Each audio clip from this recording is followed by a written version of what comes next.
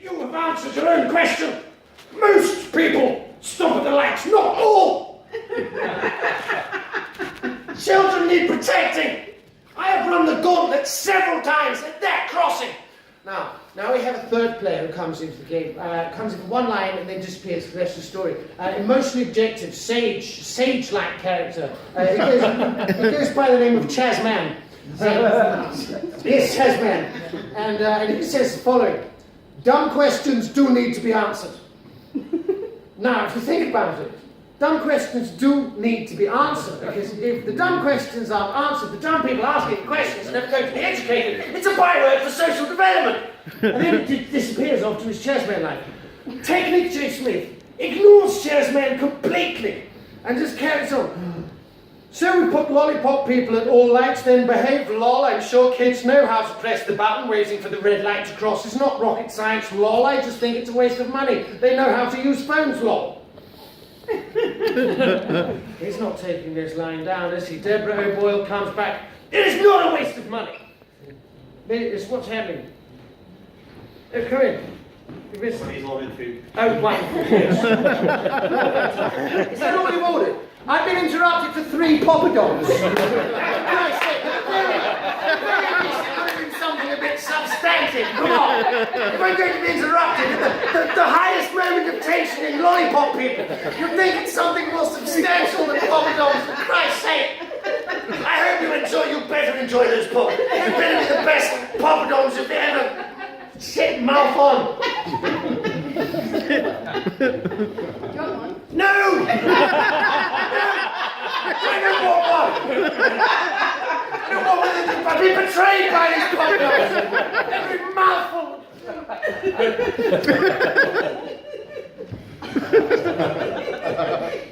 Does everybody remember where we are? Yes, technically J. Smith just fired back with this long rant about phones and so on. Deborah Boyle, it is not a waste of money. Me and my children have been crossing with the lollipop man, and a car actually swerved around him. Children need protecting. Now, at this point, Technic J. Smith is on the ropes. He's on the ropes. And he comes back with the following. Where was you? That's a man who knows That's a man who knows he's losing a fight. Deborah O'Boyle delivers the final blow. On the crossing in the picture above. Case closed. Case closed. And you think it would be. Were enough for the last poster, a chap called Keith Hawkins, who looks to be in his mid to late 80s, who has misread the emotional resonance thus far, and closes the whole thing off with, I can see my house from there. I mean, there's this in a nutshell. It's wonderful. I like lolly people. I don't like lollipop people. Well, they've saved my life. Well, where were you? In that picture. There's my house. Only real life like that. Only real life like that. It's not sad. It's not. Poppadoms can kill you in the way. It's been interesting actually. Things haven't been quite so simple for me. I'll tell you something that happened the other day. I was walking down the street, and a car pulled up to the lights, and the chap rolled down the window, and he looked at me, and he said, a knobhead. Now, it wasn't aggressive. It wasn't aggressive at all, this chap. It was very matter of fact. It was almost as though he'd spent the entire day looking for one. Oh, there he is! It was like he was an ornithologist. Instead of looking out for birds, he was looking out for the likes of me. I didn't quite know what to do. And then it struck me exactly the right course of action. Quick as a flash, madam. Quick as a flash. I raced home, and I got the encyclopedia out, and it turns out that a knobhead is the uneducated way of describing a man whose head resembles a penis. Now, I was wondering what I'd done to earn the label. I was ruminating furiously. I was walking up and down my study, and at a certain point I stopped. I took off my cloak, put down my cane, removed my cravat, and looked in the mirror. I looked in the mirror at myself. And there it was! I have a tiny scar, just here. It's the result of an ill-advised apple bob. And of course, that was what it was. And of course it's seen it. I mean, what self-respecting knob spotter goes out without their binoculars? Suddenly I put this to bed. Fantastic, wonderful. But then I was out the next day, and somebody said it again, and I thought, well, Christ, there's a lot of these knob spotters out, is there? and then I realised something. I was wearing a deerstalker. So I was wearing a deerstalker, clearly covering up the urethral opening. Now, I was wondering about this. Now, bear with me. It appears these people, as unlikely as it may seem, were attempting to insult me. I mean, it's very difficult. It's very, very difficult for me. You have to understand a few things about me. I mean, I knew I was different from all the other children. The very first moment I left the house, because I was 32. My mother had me in the late 70s. Her late 70s. She's 107 now. You know, she's in the jar. What's his life, really? You know, I mean, she's in the jar. I change her water. She keeps an eye on me. It's pretty much all she has left. But the conversation was starting to wind up. I've got to get out here in the world and try and work out how to fit in and so on. You know, and it upset me. I mean, has anyone ever? Sorry, what's your name? Natalie. No, I'm sure this has never happened to you. Has anyone ever insulted you? Has anyone ever called you a knobhead? No. Now, Natalie, we're going to take some steps. I want you to imagine, tough as this is going to be, a parallel universe in which that actually happens. So walking down the street, so you're a knobhead. Now, how does one react to that? Natalie, what does Natalie do? You know, because I'll tell you what, Natalie has spent, that's her entire life's work there. Her entire life's work. Natalie's been spat out into the world, and she's spent her entire life forming a Natalie-shaped space, and she has friends that love her and everything. And somebody's come and denigrated that with one word. Natalie, how does one react to that? I don't know. What would you do? What would I do? What would you do? Slap them. You would slap them! You would slap them through a car! You would slap them through a car, Natalie! That's wonderful, that's wonderful. I'm very worried about fighting though, I'll be honest.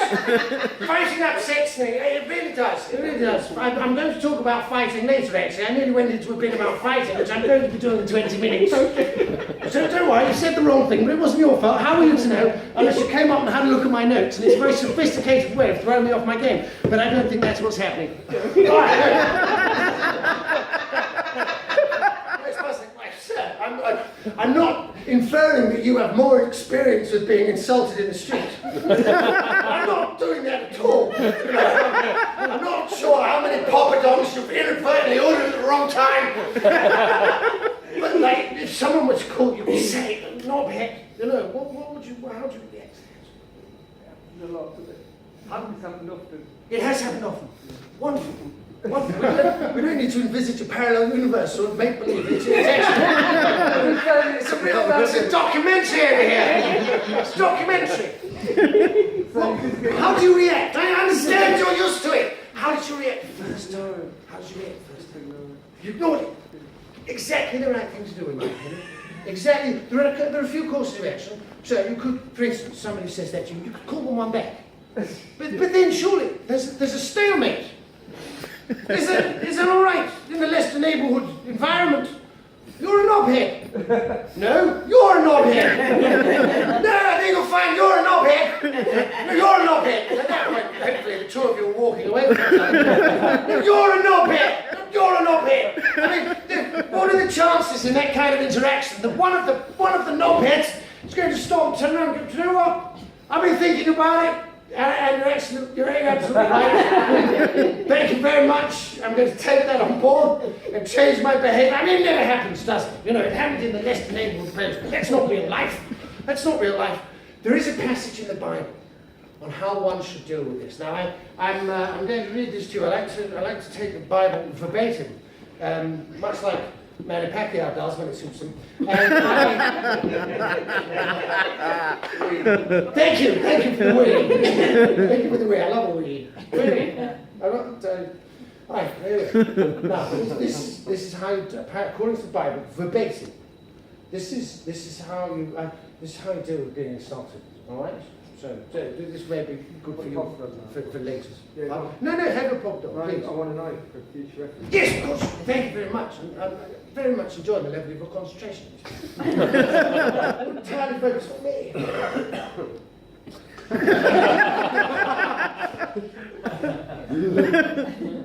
Kings 2:23, right? Any religious people? Kings 2:23. Then he went up there to Bethel. As he was going up the road, some youths came from the city and mocked him and said to him, "Go on up, you bald head. Go on up there, you bald head." No, he's allowed to laugh, man. That's kind of the point. I can't hear what you're saying because he's laughing in the air. Well, I just repeated, "Go on up, you bald head." So, do you want me to start again? No, it's fine. Carry on. All right, you want to do that anyway. Now I'm going to start again now because Kings 2:23. So, no offense, by the way. Then he went up there to Bethel. As he was going up the road, some youths came from the city and mocked him and said to him, "Go on up, you bald head! Go on up there, you bald head!" So the man turned around and looked at them and pronounced a curse on them in the name of the Lord. Suddenly, 2 female bears came out of the woods and mauled 42 of the youths. So according to the Bible, the correct response to being insulted is to pronounce a religious curse on your insulters, and then 2 female bears are going to show up and rip them to shreds. Now, my issue with that is I'm sure that was perfectly fine and acceptable in Bethel 2,000 years ago, but I live in Croydon. You know, I mean, that's exactly the kind of thing that's going to get in the Croydon Gazette. You know, if I summon female bears and my insulters are swiped off of their hoverboards, and that's not the kind of thing that goes unnoticed. And also, you have to understand, you know, if I summon my female bears, madam, if I summon my female bears, what's to stop the person insulting me? Like, "Oh, right, we're doing that, are we? Well, 2 can play at that game." And suddenly there's 4 female bears in the Croydon swimming baths. I mean, I tell you what, you don't often see the female bears, and I think there seems to be an unspoken agreement amongst everybody not to summon their bears these days.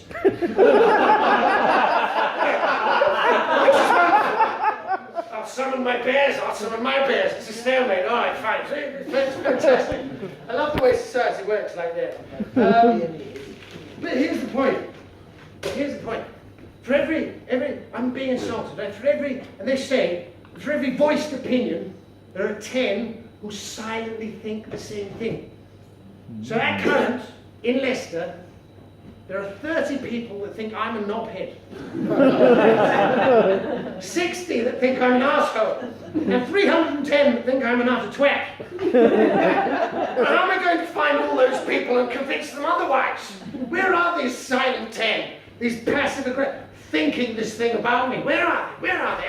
I'm not going to be able to do that, because ideally that's what you'd want to do. Prove them wrong. You'd want to prove them wrong, wouldn't you? It's very difficult though. I mean, I'll tell you something, I've been doing some research, and it seems to me, I've been going and behaving in different ways, garnering different insults, and this is going to be interesting for you. I found there's 2 types of insults. There's the one that you garner from being passively annoying, and there's the one that you garner from being actively annoying. The passively annoying person, I would say, is classed as a knob, a twat, a bell end, a knob end, or you can confuse the two, knob head, bell head, knob head, all of that thing. Now, if you're an actively aggressive person, you're more of an arsehole or a prick. Does that make sense? That's my findings. That's what I've got to. Would you agree with that? Yes, exactly. Well, I'll tell you, I was delighted. I was walking home from my research, and this rather large lady from a hen party called me a prick. And I turned around and said, "Madam, I think you're mistaken. The reason for me irritating you is not my fault. Surely making me more of a knob." And I found the best thing to do with insults now is either to agree or correct it. For the test, there you go. Now, I was doing some research. I was in a pub and I was testing out one of my arsehole theories. And what I was doing, I'll tell you something that surprises me. In chat, sorry, what are you drinking, sir? What do you drink? Lemon tea? Lemon tea is wonderful. Lemon tea is exactly what I'm talking about. You know, I don't understand. When people go into pubs, when there are fruit-based drinks available, they go for the disgusting yeasty ones. What on earth? And what I was doing is every time this chap had ordered, yes, it's on the side. Yeah. Yes. This chap had ordered something called Milo. Have you heard of that, man? No, neither have I. It's ridiculous. I was laughing hysterically at him, and he said something to me, and I wrote it down. I'm going to read it out to you now. He said the following. He said the following. I hate people like you. Wonderful. I mean, this is perfect thesis. You Oxbridge types. Now, I've never heard of that, but it sounds like it's related to farming or livestock or something. You're all the same. You act all naive and goofy to hide the fact that you think you're better than everybody. Oh, look at me bumbling. What a lovable, eccentric goon I am. Are you writing this down, you arsehole? Bingo! I bet you're going to read this at your wine parties, probably. Now this chap fascinated me. He was something called a Cockney. Do we have any here? No Cockneys here. Now, I've done some, what's the discussion? You're a Cockney! Oh, wonderful! I've never actually had one before. It's fantastic. It's justified grabbing the microphone for a reason I didn't quite understand. No, I've done some research on the Cockneys. I've done something. The top of the Cockney food chain is a group called Chaz and Dave. Is everyone aware of this group, Chaz and Dave? Pop it on. Heads up. Chaz and Dave. You're aware of them. Wonderful. No! Right, let me explain. They're two chaps. I think they're probably both dead now. But they're very common songs. They both look the same, beards and guitars and so on. Now, their most famous song is a song called Rabbit. Are you aware of that? Are you aware of the song Rabbit? Yeah. All right, well, let me explain it to you. The song Rabbit, it's very heartwarming. It's about, it's Chaz and or Dave are carers for this lady they're very fond of, who has a medical condition known as logorrhea, which is where you literally cannot stop talking. More rabbit than Sainsbury's. More rabbit than Sainsbury's. Now that was a lyric I had an issue with. There's no rabbit in Sainsbury's. No, there isn't. There never has been. How about yes? I've done my research. How dare you question my quantity methods, pop in my face? Of course I bloody look. How would I have the temerity to launch into something specifically with a song with the line, there's more rabbit than Sainsbury's? I mean, of course someone's going to shout that out during this section. How would I not have prepared for that? There's never been rabbit in Sainsbury's, Tesco's, Waitrose, never any of them at any supermarkets. There are no supermarkets outside of France that have sold rabbit. For this act. Pardon? For this act, you've looked. For this act? This is not an act. What are you talking about? This is my life. So rabbit. It's so rabbit. It's desperately sad. I mean, the woman's clearly insane. The last chorus is verbatim some of her insane ramblings. It goes like this. Yup, yup, rabbit, rabbit, bunny, jabber, yup, rabbit, bunny, yup, yup, yup, rabbit, bunny, jabber, yup, yup, yup, rabbit, bunny, jabber, yup, yup, bunny, jabber, rabbit. Now, I thought to myself, these chaps must be incredibly patient because I wouldn't be able to stand more than about 2 or 3 minutes of that. So I went along to one of their concerts. Have you been to a Chaz and Dave concert? Well, they all will. You absolutely should. They're on the top of the Cockney food chain. I went to this concert. I'm putting this away now. I'm not sure why I got it up. Right. I went to this concert. Goes to the theatre. There was a sign saying Chaz and Dave, open brackets. Not original Dave, close brackets. Oh. Not original Dave. Not original Dave. I phoned up the manager, and I said, what on earth is going on? And he said, well, the thing is now, Chaz and Dave, they've actually split in half. But like a worm, both halves can still live. So now you have real Chaz and fake Dave, and fake Chaz and real Dave. Here's my question. Can you imagine being fake Dave? Can you imagine being fake Dave? You're in the original band and the tribute act at the same time. I mean, essentially, if you're fake Dave, you're in Chaz. That's what you're in. And can you imagine at parties and so on? Oh, hello. What do you do? Well, I'm in a band. Oh, which band? Chaz and Dave. Which one are you? I'm neither of them. I'm fake Dave. I mean, it probably just says he works in IT or something, doesn't it? And how do you market that? You know, how do you market that? If there's only one of them, come and have a good old-fashioned knee-up. Absolutely doesn't work. You're too involved in this mango sauce to appreciate that line. Now, that's fine though. They're nearly finished. With Chas and David, I was thinking to myself, it's time to integrate and, you know, instead of trying to make the world fit me, I thought I'd fit into the world.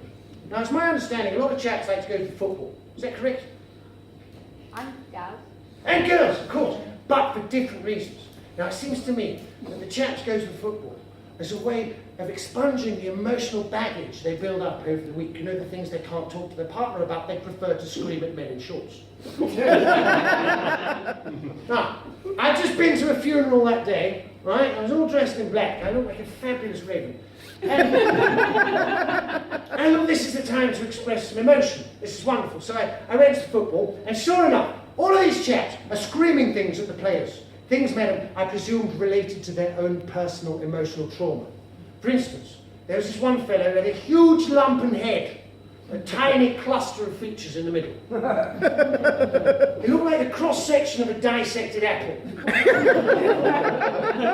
Pits for eyes. It looked like the aerial view of an empty swimming pool with a couple of cats playing in the middle. Anyway, he kept shouting the same thing over and over again. Bring it! Bring it! Bring it! Now, I presumed he had some incident in his childhood where he was waiting for a birthday gift that never arrived. Look, I pitched him as a 7-year-old, screaming the same thing at the postman. There was another chap who was lean as a stork but rangy as a cheetah. Wasn't a lick of fat on him. He looked like human beef jerky. He was shouting something else. He was shouting, down the line! Down the line! Down the line!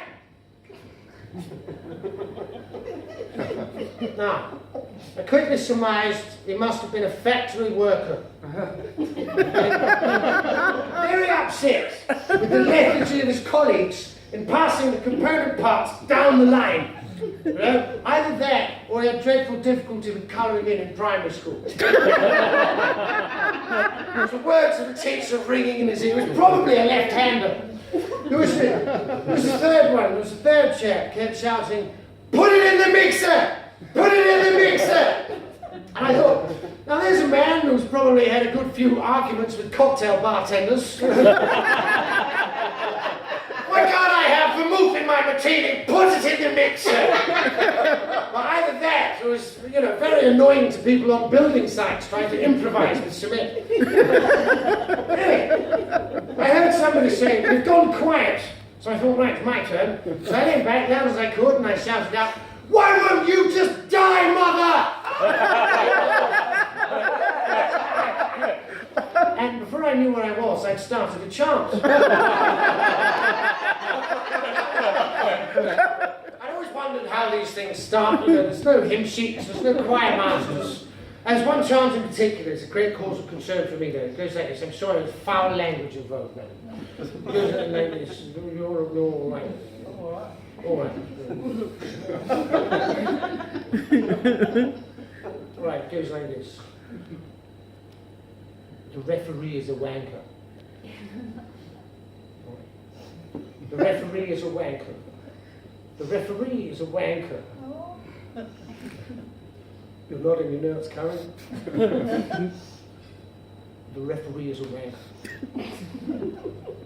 Now, Lester, can you imagine being in the public arena like that? And everybody knowing your dirty little secrets?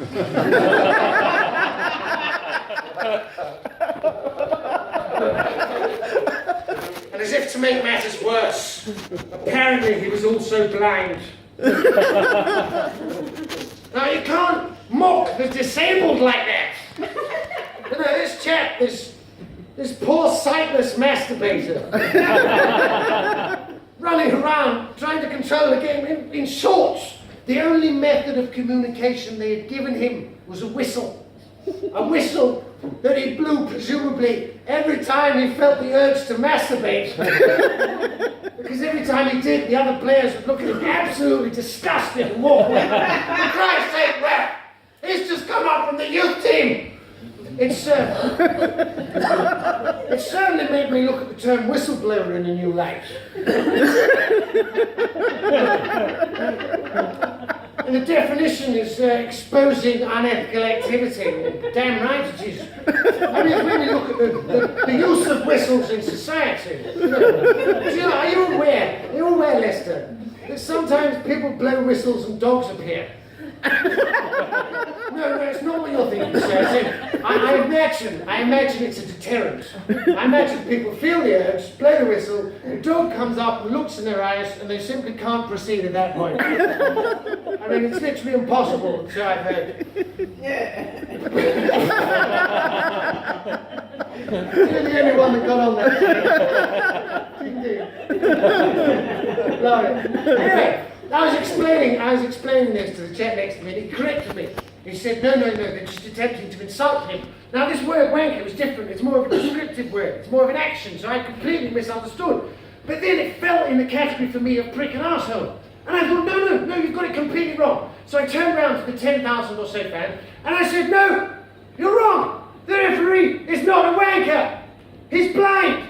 Any mistakes he makes are purely arbitrary. Making him more of a twat. And then 10,000 people as one started chanting, who's the twat in the black? Who's the twat in the black? Delighted. I was 3 verses in, sir, and I realised they were talking about me. For the last time, I thought, damn you, Auntie Grace. The fight nearly broke out. This is the bit I was talking about. The fight nearly broke out. Tried to make it come 20 minutes early. It's a fight nearly, but to see football and fighting, it works better. I would have had to, yes, exactly. The fight nearly broke out. Now, I've read about how to deal with, well, no, I haven't read about how to deal with fights in the Bible. I have read something very unsettling about fights in the Bible. You really should pay into this. It's sobering. This is Deuteronomy 25:11. When 2 men are fighting, and the wife of one of them intervenes and catches hold of his opponent by his secrets, you must cut off that hand and show her no mercy. I mean, correct me if I'm wrong, but that seems alarmingly specific to me. I can't help but feel the author has his own personal axe to grind in that case. I mean, you have to be in a fight with a married opponent whose wife is present, and she stops the fight by grabbing you by the secrets. And apparently then at that point you're supposed to chop off the hand. Can you imagine that though? You're in a fight, the wife grabs your secret, and the chap's like, oh Marjorie, for Christ's sake, you know that's how you lost your other hand. I'm sorry about this. You don't have to have your knife and chopping block on you, do you? Well, no, to be honest, I didn't expect any of this to happen today. Well, fine, there's a Wilkinson's down the road, let's take a stroll. But if you ever think about it, Marjorie, she's already lost one hand to the genital grab. She loses the other hand. I imagine she sounds like a fairly aggressive woman. She's going to have to replace those hands with something. I imagine she would go with hooks. And at that point, you have a lady who has hooks for hands and biblical immunity with which to attack men's genitals. I mean, that's, and you probably would, wouldn't you? What are you going to do now, God? Have some of that. Have some of that. It's terrifying.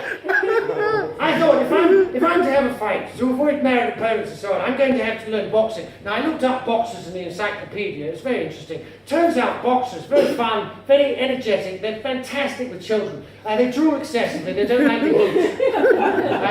And they growl to communicate, but it's all friendly. They love jumping and playing. But if one attacks you, the only way of dealing with it is to hold a lighter under their genitals.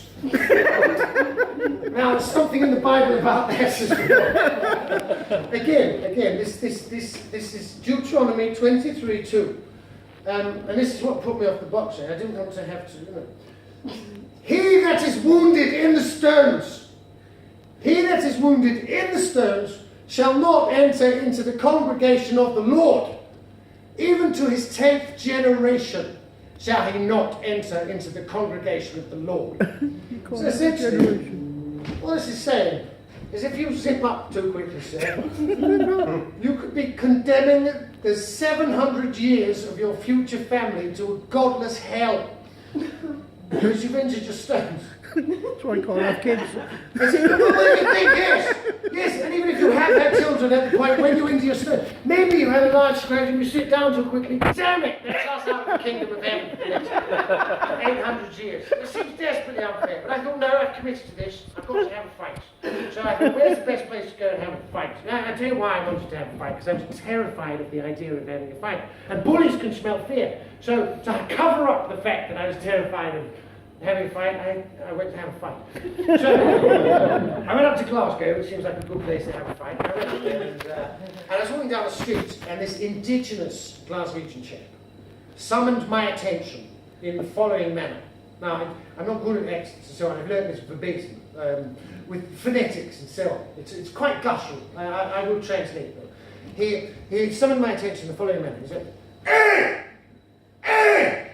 Frate! Frate Mercury!"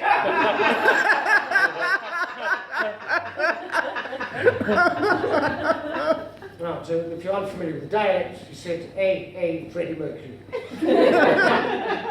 Lester, I was alone in the streets at this point. There was nobody. He could only have been talking to me, madam. You know, clearly mistaken me for a friend of his, but he had an enthusiasm in his voice that I found rather enticing. So I thought, in for a penny, I'll be Freddie. So I turned around to my new friend and I said, "Yes, I'm Freddie, and what can Freddie do for you today?" And then he said to me, "Wish around your neck, Bo!" "What's that around your neck?" And I said, "Well, this is a cravat." And then he said, "No, Ashley!" "No, it isn't." Now listen, I've been that day to a cravat shop. So it was one item, cravat. I bought one. I was wearing it around my neck. I was near to 100% certain, madam, that I was in the right. Unless, of course, he's misheard me and he thought I said cravat, which, as we all know, is a type of giant prawn. But I was keen to hear his side of the arguments. So I said, "All right, what is it then?" Now, I have to describe this chap to you. He's very thin, pale as a ghost, huge purple nose. You know the type. He was wearing sporting attire that I could only describe as shit. It was dreadful. It was dreadful. There was a logo peeling off his tracksuit thigh, as though the logo were attempting a suicide bid into a nearby gutter, rather than be associated with this chap who was so at odds with the brand marketing campaign. But the logo saying I should be clinging to the thigh of a hydrated athlete, not puddled around the ankles of a man in a disabled toilet searching for a vein. He was a smackhead. Do we have any here? So anyway, I said, what is it?